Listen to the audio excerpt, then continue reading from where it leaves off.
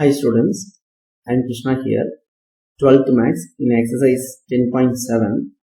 Solve the following linear differential equations. The first sum, cos x into dx dy by dx plus y sin x equal to 1.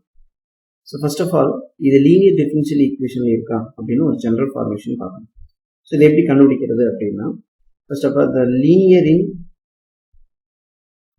y variable. Linear in y ல இது எப்படி general format வரும் அப்படின்னா dy by dx plus p into y that is equal to q. So இந்த linear in y ஓட general format. So இந்த formatக்கு நம்ம some change பண்ணணும். So அதை எப்படி பண்ணலாம் அப்படின்னா, இப்போ நம்மளுக்கு இங்க dy by dx மட்டும்தான் வேணும், அந்த cos x வேணும். அப்போ cos x ஆல divide பண்ணிட்டீங்க அப்படின்னா, so divided by cos x, the whole term in cos x ஆல divide பண்ண, இந்த cos x cancel ஆச்சுன்னா first step dy by dx plus y into sin x by cos x போட்டோம் அப்படின்னா tan x ஆயிடும். is equal to இங்க வந்து 1 by cos x, 1 by cos x ஓட வேல்யூ வந்து secant x.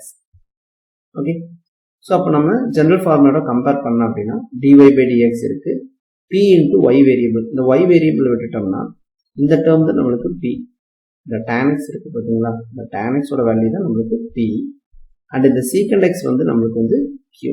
So general ஃபார்மேஷனோட compare பண்ணும்போது here p is equal to tan x and q is equal to secant x. Okay, clear?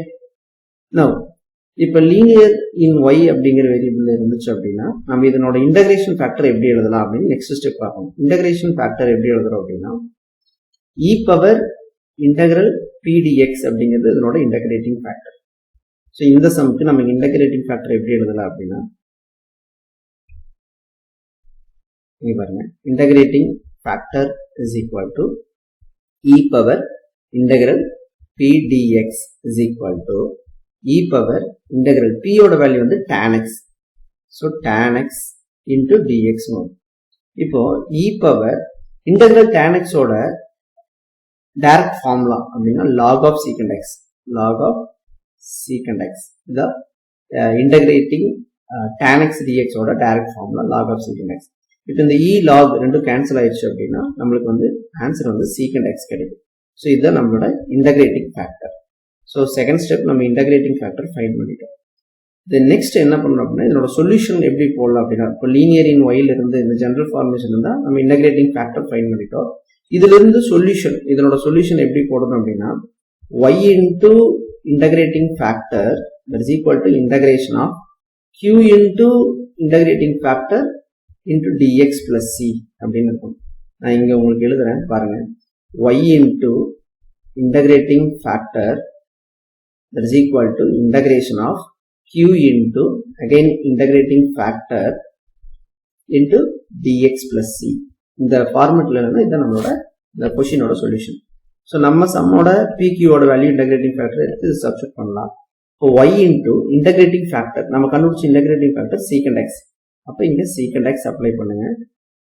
that is equal to integration of q ஓட value secant x தான், அப்போ இங்க secant x into integrating ஃபேக்டரும் நம்மளுக்கு secant x தான். So again right the secant x into dx plus c. Here integrating secant x into secant x நம்ம எப்படி எழுதலாம்னா secant square x into dx plus c.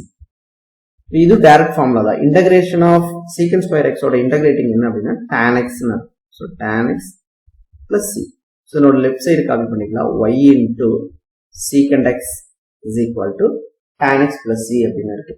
இப்போ நம்ம இதனோட ரெசிப்ரோக்கல்ஸ் எடுத்தோம்னா y அப்படியே வச்சுக்கலாம், secant x வந்து 1 by cos x அப்படின்னு சொல்லி எழுதலாம்.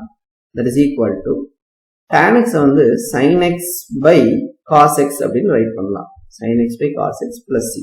இப்போ டினாமினேட்டர் சேம் பண்றதுக்காக y by cos x as it is அப்படியே வச்சுட்டு இங்க இந்த cos x c ஓட மல்டிபிள் பண்ணோம் அப்படின்னா sin x plus c cos x the whole divided by cos x அப்படின்னு இருக்கு. இப்போ நம்ம சேம் டினாமினேட்டரை கேன்சல் பண்ணோம்னா y ஓட ஆன்சர் என்னன்னா y is equal to sin x plus c cos x, the solution. Thank you students.